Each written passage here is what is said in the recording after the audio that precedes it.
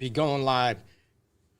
Hey, welcome to the Art of Relationships show. Another episode. Going to be talking about a scary subject and topic for a lot of people out there. And that is about being vulnerable, being open with one another. And I tell people it is probably maybe the top one or two things that people can do that can build emotional, mental, physical, sexual intimacy within a relationship or marriage is about being open and vulnerable with each other. But let's face it, if you cannot be open and vulnerable with one another, it might be one of the quickest ways to destroy a relationship. So building, the openness and vulnerability with one another is crucial in your relationship or marriage. And when there's damage about going on, you feel distant, you feel disconnected. Excuse me. Chances are, the vulnerability aspect is going to be gone too, the openness. You don't feel safe with one another.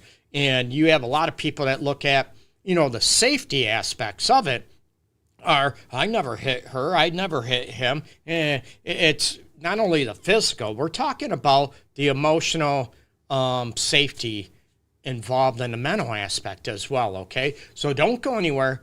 Gonna play the intro, and we're gonna be right back with the Art of Relationships show right after this.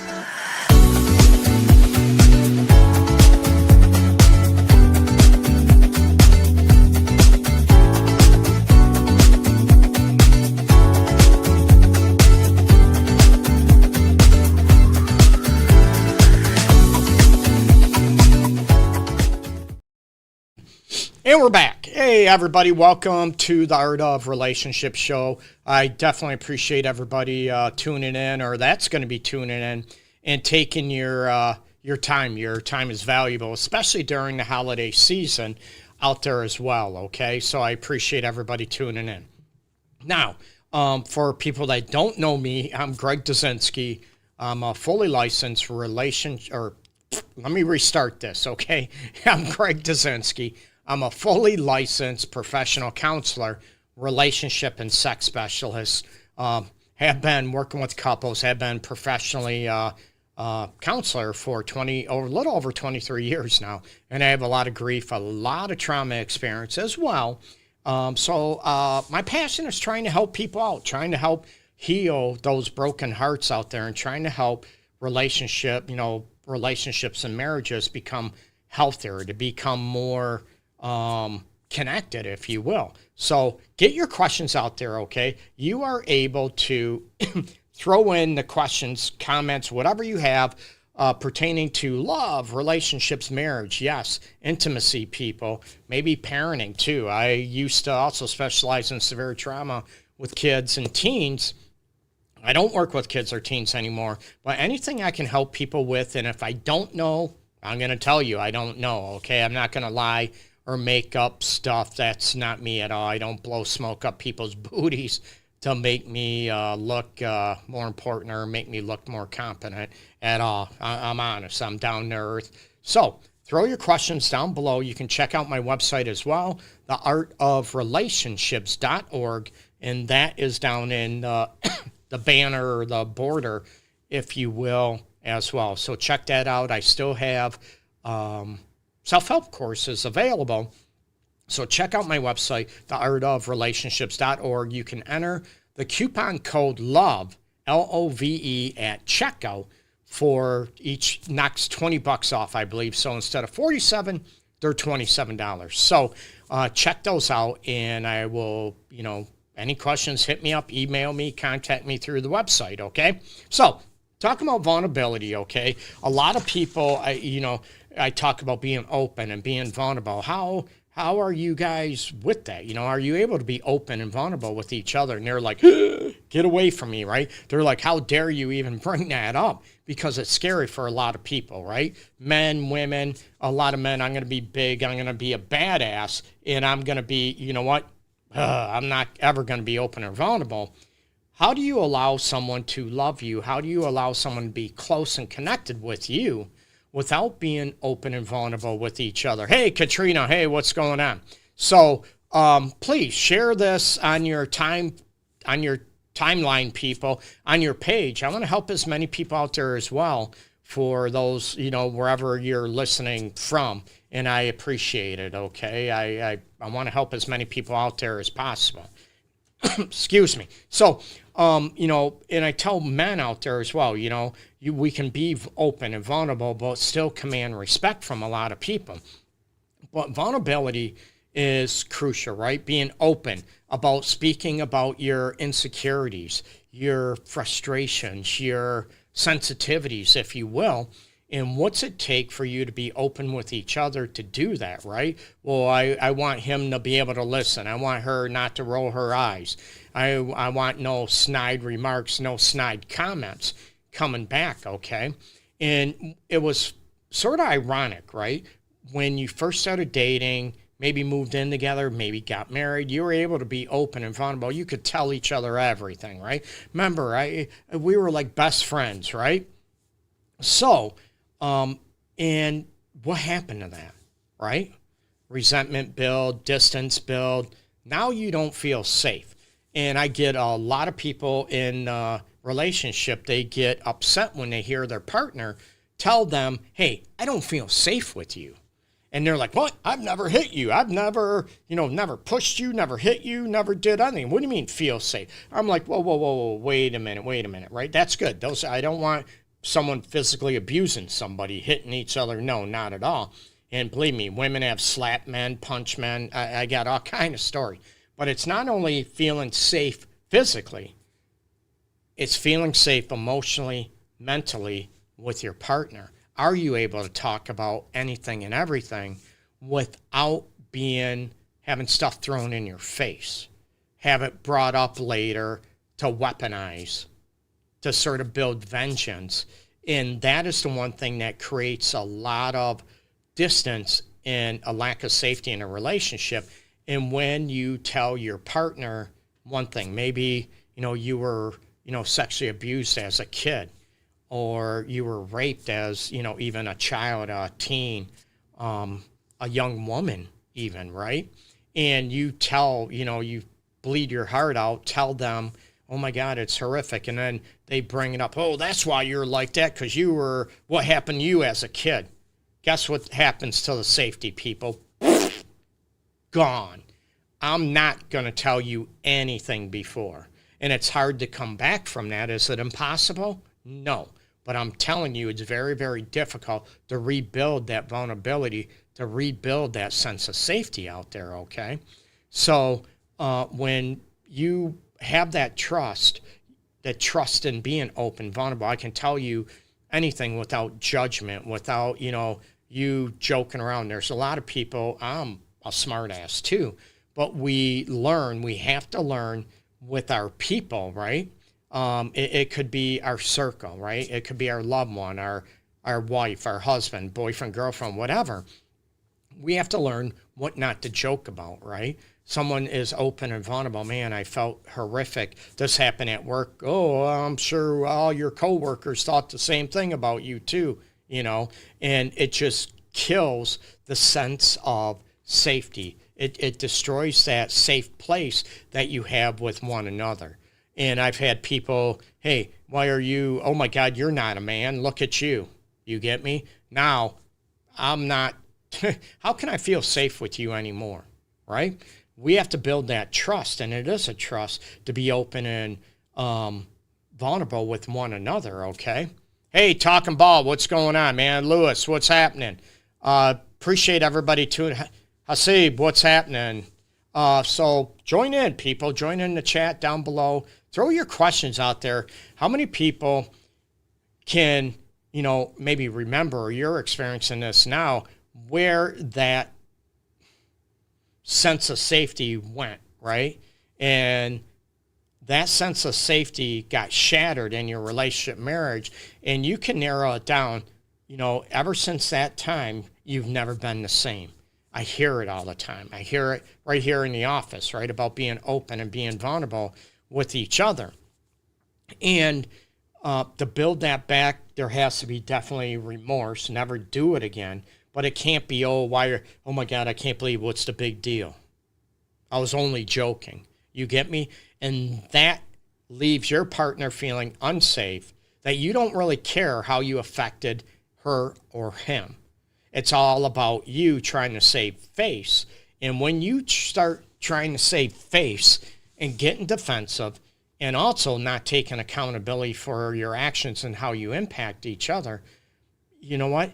Your partner is not going to feel safe. They're not going to feel safe enough to be open, to be vulnerable with each other. Hey, Chef Sean, what's happening, man? So these are situations where I want people to be able to understand the importance of being able to be open and vulnerable with each other. And you don't use it against each other. You know, you don't weaponize it. You don't throw it in front of, you know, each other's faces. And it's easy to do, right? Hurt people. And that is part of, you know, that safety that I tell people that has to be cherished, nurtured, and to be held sacred between each other in a relationship or marriage, right? Even maybe a friendship. You look at, can you be vulnerable with a friend, maybe your sister, your brother, you can be open, vulnerable with them, but you can't be open and vulnerable with your partner because they're going to make fun of you. They're going to roll their eyes. They're going to get defensive if you tell them, oh, I feel alone. I don't feel loved at you. Oh, you're crazy. You're imagining it. I can't tell you anything anymore, as an example, right? So do we want to encourage communication? Do we want to encourage each other to talk with each other, express each other's deep, darkest secrets? And that's scary, right? I get that. I understand it, especially when we entrust that person with those things and then they're shattered. That trust is taken away. And then we feel raw, not just physically naked. We feel emotionally, mentally naked that, oh my God, I don't even feel safe. I can't tell you anything anymore, right? I can't even tell if I had a bad day at work because you're going to blame me, you're going to do this, you're going to do that, make fun of me or whatever. And that's what I want people to be able to stop and to be able to get people to look at, you know what, we need to stop this situation. Hey, Shay, what's happening? So again, throw your questions down below, people, and, you know, throw them out there. Right? Anything to do with love, with marriage, with intimacy, parenting, grief, anything I can help people with, I want to help as much as possible out there, okay? So when you are, you look at, and even look in the mirror, okay, people, I hold people accountable, men, women, it doesn't matter. I tell people I'm an equal gender basher to my clients, my peeps, I call them. And I don't want to bash anybody, but I hold people accountable to look at, hey, you know what? You know, what you just said there, you know, hurt your partner. Did you notice it? Well, they said, oh, stop. You know what? I get that. We'll get into that. But I want you to feel safe enough that you can, you know, apologize and own what you do to hurt one another. And that is another way to maintain vulnerability and openness and a sense of safety in a relationship, right? Now, if you look in the mirror, do you feel safe in the relationship or marriage that you're in? Or you can look at past, right? What about in your marriage? Do you feel safe? Do you feel like you can talk about anything and everything? Now, also, I look at, you know, does your partner feel safe? Have you even talked about this? And this is one of those taboo subjects that people don't even want to talk about. Hey, do you feel safe talking to me about anything? Do you feel like you can be open and honest with me about anything? Even if it's about me? You know, your deep, darkest secrets, right? Those things that you cherish and you hold sacred to you. And if your partner says, no, I don't feel safe, what would your reaction be? Would you get defensive? Would you blow up? I can't believe that. I make you feel. Now it's about you, right? Instead of being vulnerable within yourself, not being defensive, but you being open, you being vulnerable. man, that sucks. That hurts. You got a right to hurt. Now you're looking at, you know what? Man, what can I do? What am I not doing to make you feel safe and not feel, vulnerable with me, that you can talk to me about anything? Well, I used to, but then remember that one time, and you could have forgot. Could have happened a year ago, 5 years ago. Remember that one time that that you threw that up in my face when I was a kid, when I was raped, when I was, highly embarrassed, and you threw it in my face and brought it up and blamed me. Oh my God, I'm so sorry. I don't remember that. Doesn't matter if you remember it. She does, or he does. Are you able to own that again and allow your vulnerability, allow yourself to be humble, put the pride down? Remember, it's scary, right? I get that. And own what you've done, right? Are you able to even look at, you know what? Man, I'm so sorry. I should have never done that. I doesn't matter what happened. It doesn't matter. I have no excuse for it. Well, but you did. That just destroys it, right? That just makes your partner feel unsafe again, even more so. And it's substantiating the reason they feel unsafe. You get me? So, and you wonder why you feel disconnected. You wonder why your sex life is not there. You wonder why you're not able to joke around and be playful with each other, because maybe your partner, maybe both of you feel distant. You don't feel safe with each other. How can you let loose? How can you joke around and play with somebody that you really don't feel that safe with, right? How can you feel emotionally connected, physically connected with somebody that you don't feel emotionally safe with each other? Yeah, they might physically turn you on, but you're like, are they going to throw it in my face? I can't. That heart and soul I talk about often on, each episode of the Art of Relationship show. This, right? So what do you do to even ask your partner that, out of curiosity, out of concern, out of care, hey, do you feel safe around me? Do you feel safe talking to me about anything and everything? And if your partner says no, you know what? Slow your exhale, because I'm sure you're going to feel hurt. You got a right to feel hurt. Some people feel pissed, like I said, the example, and they blow up. I can't believe you do. What have I done to you? Well, I'm going to tell you, if you stop getting mad, defensive, and angry, I'm going to tell you what you did, okay? Hey, Ladybug, what's happening?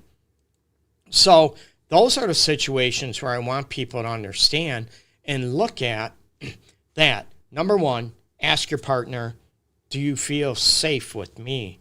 Emotionally safe. You can talk to me about anything and everything. Share that. Have your partner ask you, hey, do you feel safe talking to me about anything and everything? I have a sheet I give couples at the end of the first session, a couple exercises to take home, and it's part of, do you feel safe with each other? Do you trust one another? And, it's not just, they'll never cheat on me, but I'm talking emotionally, mentally, trust them with your heart, with your soul, with your deepest secrets, that they will go to your grave holding on to something for you that's sacred. You get me?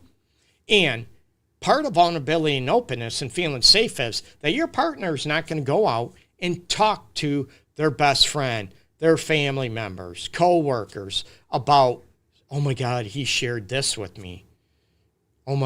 She shared me with, shared this with me. Maybe that's her problem. And this is a situation that also destroys a sense of safety. And a lot of people will look at, hey, you know what? I don't feel safe talking to you. Who else am I going to talk to? I need somebody to talk to about this. And I tell people, right, I get it. We need people to vent to. But you don't bash each other. You don't throw each other under the bus. You don't rip each other apart to other people. And what is sacred to your partner, right? What they talk to you about, opening up and being vulnerable with you. You get me? You don't share that. You hold on to that. And if you need help holding on to that, then maybe you need to reach out to me or another counselor to help you deal with that and, to hold on to that and to cherish that. Because once that is let out and that sense of safety is gone, I'd rather keep that in place than you having to rebuild that, okay? So, yeah, please, people, throw comments out there, like and share, this episode on your timeline. I'd love to help as many people out there as possible, okay? And again, please follow, like me at LoveGuruGreg all over social media, TikTok, Instagram, wherever you're watching, YouTube, please like, follow, and share if you can. I'd be grateful, definitely grateful for you, and very appreciative and humble, okay? And so the website again is theartofrelationships.org, so check that out. At LoveGuruGreg is all over social media, so please follow, like, I'd appreciate it, okay? So these ideas of vulnerability, openness, right? Someone's going to learn about them and use them against you. I get that. Sometimes it's our own family members, our own mom, dad, whatever, brother, sister that, are supposed to look after us and cherish us and care for us. And they're ones we don't feel safe with at all. So, and then we learn not to feel safe with other people. Why would we? Right? So being open, being vulnerable needs that person, whoever it is, our significant other, to earn that trust, to earn that respect, to earn that right for us to be open and honest and vulnerable with them. You get me? So if your partner is doing that and they create that safe place and it's just inside of you, I look at what is so hard for you to be open and honest and be raw with one another. And I know it's vulnerability. It's embarrassment. It's shame. It could be guilt. So there's a lot of things, powerful things that stop us from being open and being vulnerable, but are we able to own them? Are we able to, hey, you know what? This is me. Take it or leave it, right? That doesn't mean we get to be an asshole and, that our person or other people need to be okay with that. No, not at all. I'm all about, this is me. I'm not perfect. This happened to me. That wasn't my fault about being sexually abused or, being raped or whatever. You know what? That doesn't make me less of a person. It makes me human. That person earns that right for you to tell them that, to tell her that, to tell each other, your secrets. And that builds a bond. And that's one thing. When people feel safe and they feel they can be open and vulnerable with each other, that's where real connection comes in. It might be physical connection, right? I get that. Woohoo! They might be able to be open and honest with each other. But that's where that deep heart and soul connection are built, when you're able to be open and vulnerable with each other.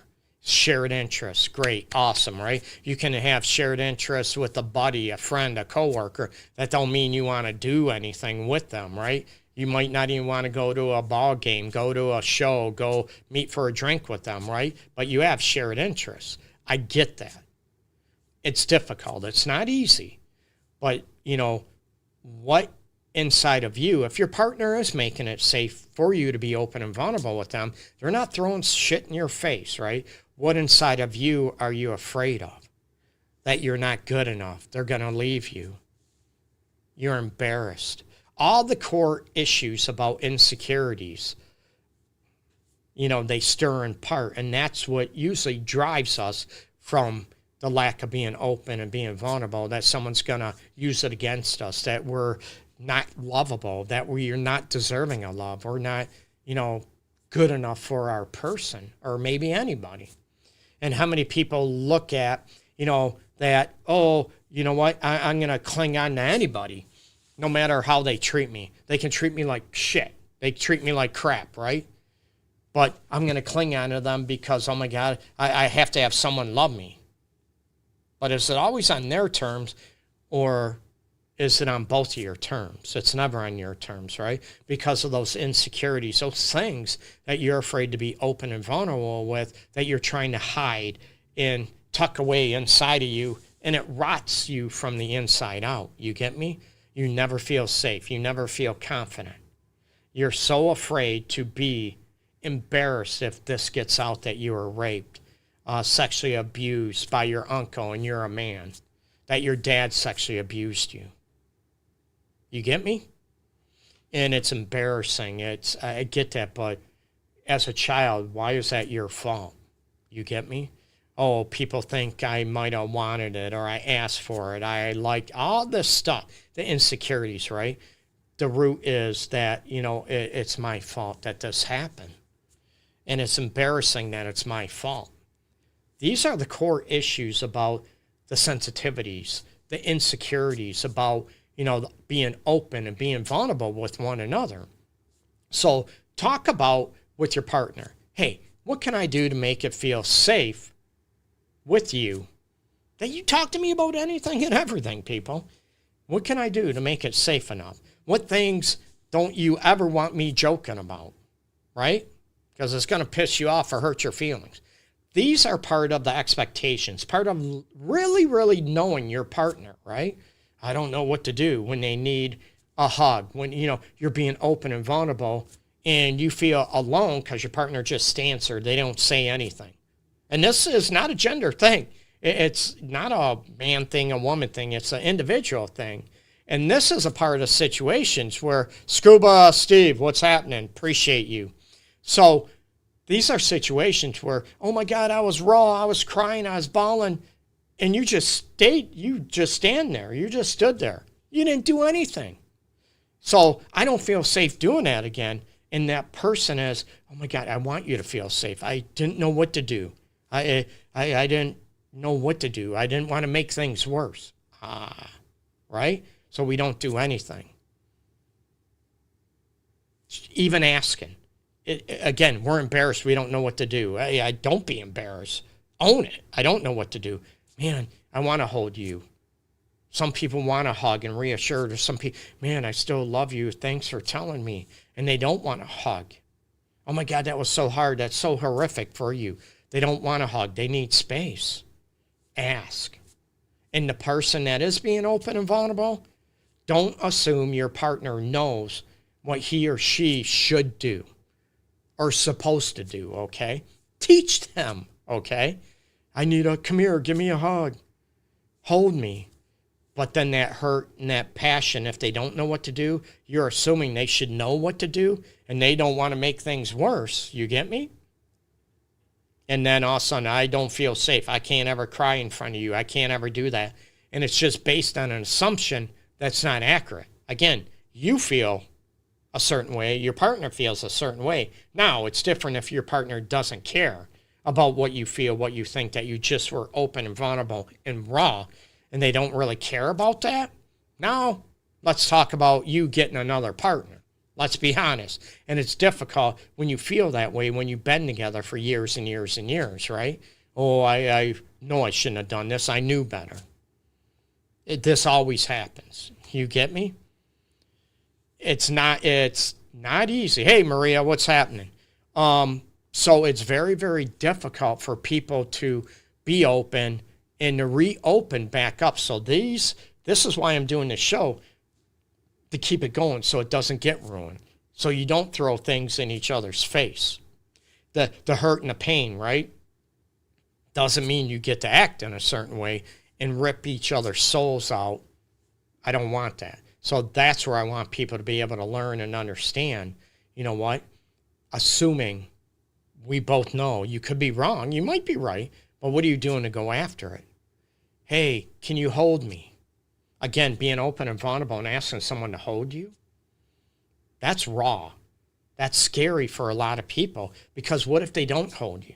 What if they don't give you a hug? They don't comfort you the way you asked. That makes you even feel even more open and vulnerable and raw and embarrassed. But ask for what you want. Come here, give me a hug. Oh my God, do you have anything to say? I don't know what to say. I want to be there for you. Say it. I want to be there for you. I just don't know what to do. I don't want to make it worse. Oh my God, it's horrific. You went through that. What can I do? Ask. You get me? And by doing that, that's also going to help create more safety in the relationship. It's going to create a lot more opportunities to be open and vulnerable with each other. And everybody looks at, oh, it's okay for women and, women, girls to be open and vulnerable, but not for men. It is. We also, as men, have a right to be open and vulnerable with our partner, with our ladies, with whoever we're with, right? And we can still be, manly, if you will, masculine around friends and everything. But even around close friends, we got a right to be open and vulnerable. Hey, it hurt my feelings. You get me? And, but that person has to earn that trust again. They have to earn that right for us to be open, that we trust them enough to be open with anybody, right? So be open, be vulnerable, but allow people to earn that trust and say, hey, I went through this. I'm not ashamed. I always bring this up. I brought this up a couple episodes ago, even with Eminem, 8 Mile, right? Yeah, song. I do have a friend shot himself in the dick. I do live with my mom. I do live with in the trailer park, right? What are you going to say about me now, right? And I used to teach this with college students, with clients, couples, individual, trauma, all that stuff, about being open and being able to be embarrassed. And, that takes a lot of weight away if you're not embarrassed that you own it. Not that you have to broadcast it like Eminem did, but then he come out with 8 Mile, the movie, and talked about this stuff. What are you going to say about me now, right? Like it's all out there. It takes the power away from those other people, number one, okay? And number two, it feels so much lighter getting it out of you. You're not hiding it. You're not pretending something didn't happen to you or you were embarrassed. You get me? Trying to hold it, protect it, and guard against it. It takes so much effort and stress to protect that. You get me? So these are ways that you are able to open up and be vulnerable with each other. But it's got to start with even asking each other, you know what? Do you feel safe with me? Do you feel you can tell me anything and everything? No. Man, what can I do? That's the next thing, right? Hey, what can I do to make it safe enough for you? Well, remember you joke about this, whatever. That's not funny to me. That makes me feel a certain way. Okay, I'll stop. No big deal. Instead of, oh, what, you can't take a joke? What, I'm funny. No. Again, it's about the impact you have on each other. You're trying to create a sense of safety. You get me? You learn what not to joke about, what not to rip each other apart about, right? You learn what not to go a certain direction with. You learn each other.